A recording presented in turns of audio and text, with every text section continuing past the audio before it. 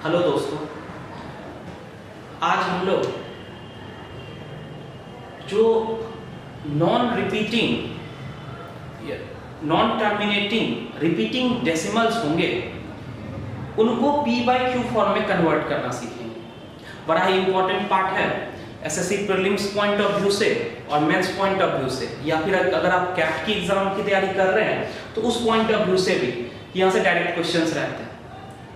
But मैं 15-15 minute के 3-4 video बनाऊंगा इस टॉपिक पे, तो आप सबसे पहले बेसिक पार्ट देखोगे, पहले बेसिक की बात करेंगे, फिर यहाँ से जाएंगे हम लोग लेफ्ट मेंस लेवल तक और इवन उससे ऊपर लेवल जहाँ से क्वेश्चंस फिर भविष्य में कभी पूछे जाएंगे। सबसे पहली चीज ये है कि आप ऐसा करते क्यों कन्वर्ट करते हो, क्योंकि मैंने जनरली स्टूडेंट को देखा उनकी आदत बन चुकी है, जैसे संख्या ऐसे लिखी हुई है 0.1 की पावर बार, वो डायरेक्ट लिख देते हैं 1/9। क्यों कर रहे हो ऐसा?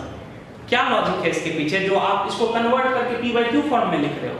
तो सबसे पहले आपको ये समझना पड़ेगा कि ऐसा हो क्यों रहा है, तब आप गणित को ज्यादा इंटरेस्टिंग वे में समझ पाएंगे, जब उसके पीछे का लॉजिक आपको पता रहेगा। तो पहले उस लॉजिक की बात करते हैं कि क्यों ऐसा कन्वर्ट होता है, क्यों p बाई क्यू फॉर्म में कन्वर्ट होता है। तो दोस्तों, जो हमारा नंबर्स है पूरा गणित में हम लोग करते क्या है कि दो पार्ट होते हैं, एक होता है फ्रैक्शन, एक होता है डेसिमल। अब बहुत सारे बच्चों में डेसिमल और फ्रैक्शन में काफी सारा कंफ्यूजन रहता है कि डेसिमल क्या है, फ्रैक्शन क्या है, भिन्न, अंश और हर। बहुत सारे बच्चे इस पे जवाब देते हैं कि सर फ्रैक्शन और जो हमारा डेसिमल है वो दोनों बराबर है, एक चीज को लिखने के दो तरीके हैं। जैसे मैंने कहा 0.5, तो आप बोलोगे कि सर ये डेसिमल है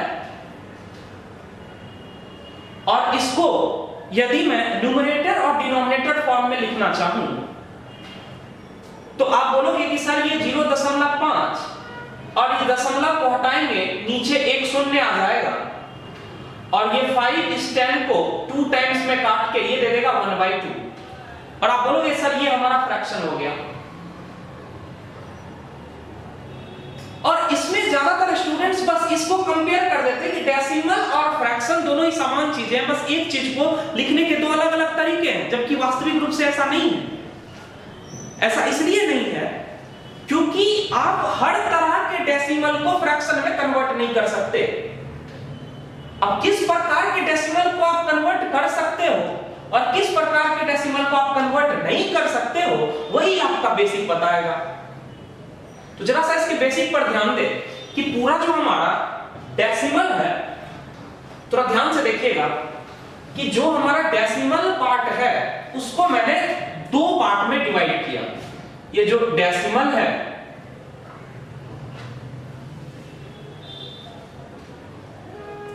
इसको मैंने दो पार्ट में डिवाइड किया। पहला पार्ट इसका कहलाएगा टर्मिनेटिंग डेसिमल,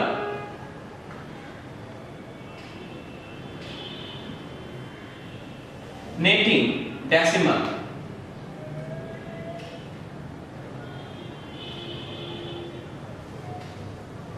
अब सिर्फ नाम जानने से काम नहीं होना आपका, मैथमेटिक्स में हर जगह आपको ये पूछना पड़ेगा कि ये है क्या, क्योंकि सिर्फ अगर नाम जान लेते तो उससे कुछ होना नहीं है, आपको रियल एग्जांपल देखना पड़ेगा कि टर्मिनेटिंग डेसिमल हुआ क्या। तो पहले इसे कुछ एग्जांपल जैसे देखें। टर्मिनेटिंग कहने का क्या मतलब कि ये खत्म हो जाता है, जैसे मैं 0.5 बोलूं, जैसे मैं 0.123 बोलूं, आगे की संख्या में कुछ नहीं लिख रहा हूं, तो ये एक प्रकार का टर्मिनेटिंग डेसिमल है। ठीक इसी प्रकार इस डेसिमल को मैंने दूसरे पार्ट में डिवाइड किया जिसे कहते हैं non terminating decimal. Non terminating decimal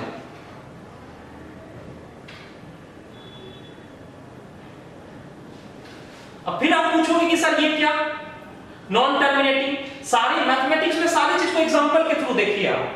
तो नॉन टर्मिनेटिंग कहने का मतलब कि देखना दोस्तों यहाँ पे कि जैसे मैंने 0.5555 लिख के आगे बढ़ते चले गए, कहने का मतलब इसके आगे की संख्या मैंने डॉट डॉट लिख दी, आप देख के मुझे बता सकते हो कि आगे की संख्या क्या होगी। तो आगे की संख्या 5 होगी।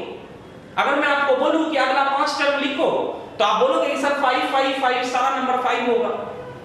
ठीक इसी प्रकार मैं एक एग्जांपल ये लिखूं कि 0.121212 और डॉट डॉट डॉट डॉट, आप बोलोगे कि सर ये भी नॉन टर्मिनेटिंग है। नॉन टर्मिनेटिंग कहने का मतलब ये कहीं अंत नहीं हो रहा, ये कहां तक गया हमें नहीं पता, अनंत तक गया है ये।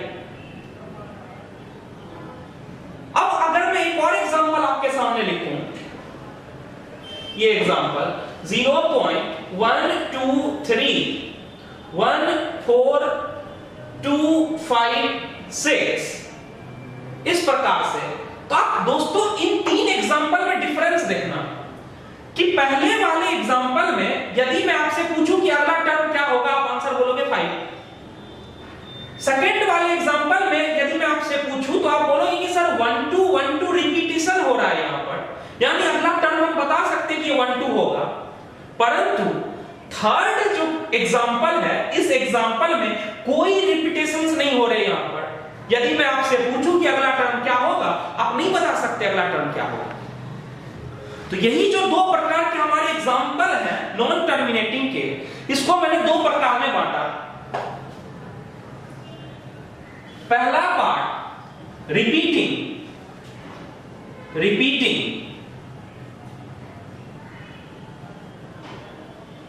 और दूसरा पार्ट नॉन रिपीटिंग।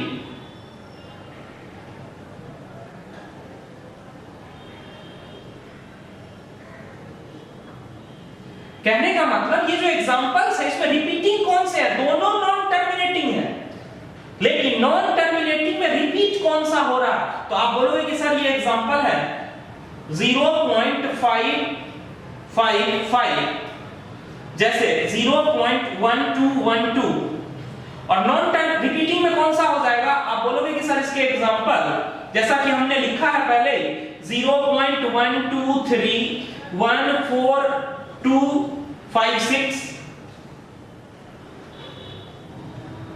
अब यहां पर ये जो आपने पूरा डायग्राम, पूरा हायरार्की आप देख पा रहे हो, यही सारे नंबर्स को रिप्रेजेंट करता है।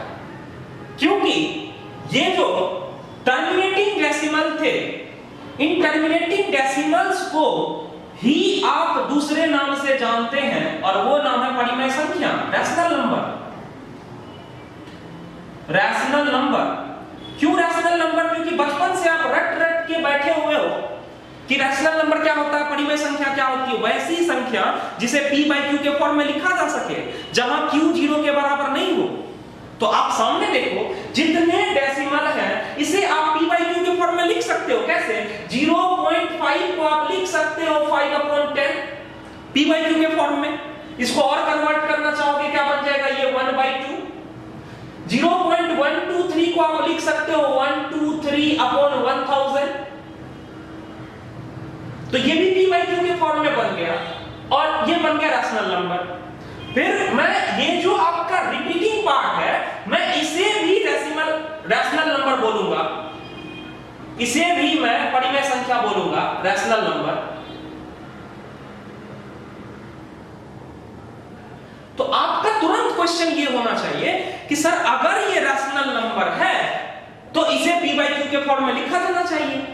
और इसी की वजह है कि हमारा हेडिंग है कि conversion of non terminating repeating decimal into p by q form. क्योंकि अगर ये रैशनल नंबर है तो इसे हम कन्वर्ट कर सकते हैं p by q में, और जिसे आप और परिमेय संख्या बोलते हैं वो कुछ नहीं बल्कि यही non terminating non repeating decimal को ही आप इरेशनल नंबर के नाम से जानते हैं। यही आपका कहलाएगा इरेशनल नंबर, अपरिमेय संख्या।